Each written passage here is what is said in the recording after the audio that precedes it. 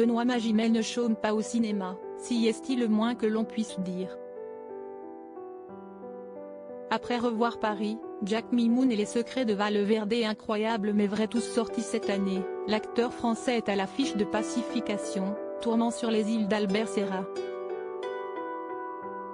Un long métrage particulièrement apprécié par Libération qui s'est longuement entretenu avec le comédien de 48 ans. L'occasion pour l'artiste de se confier sans filtre mais avec passion sur son métier. Conscient d'être chanceux dans cette jungle impitoyable qu'ouest le cinéma, Benoît Magimel a fait part d'un souvenir pour montrer à quel point tout peut basculer lorsque l'on est un acteur, aussi talentueux soit-on. À mes débuts, je suis tombé, aux Caraïbes, sur un acteur qui avait été très célèbre et travaillait, là, dans un bar.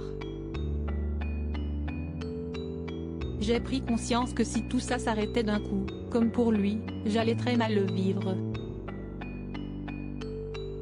Il a donc fallu que j'apprenne à me supporter seul, à faire en sorte que mes expériences de vie soient plus fortes que ce que me procure le cinéma.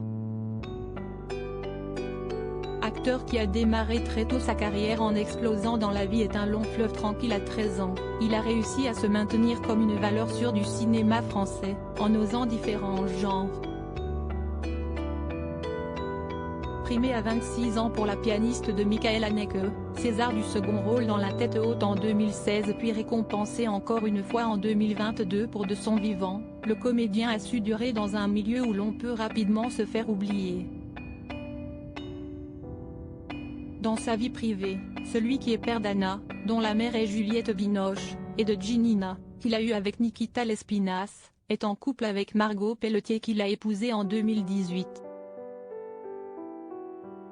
Pacification, tournant sur les îles dans ce long métrage, Benoît Magimel incarne un haut-commissaire de la République de Roller, représentant de l'État français, un homme de calcul aux manières parfaites. Dans les réceptions officielles comme les établissements interlopes, il prend constamment le pouls d'une population locale d'où la colère peut émerger à tout moment. D'autant plus qu'une rumeur se fait insistante, on aurait aperçu un sous-marin dont la présence fantomatique annoncerait une reprise des essais nucléaires français. En salle le 9 novembre 2022.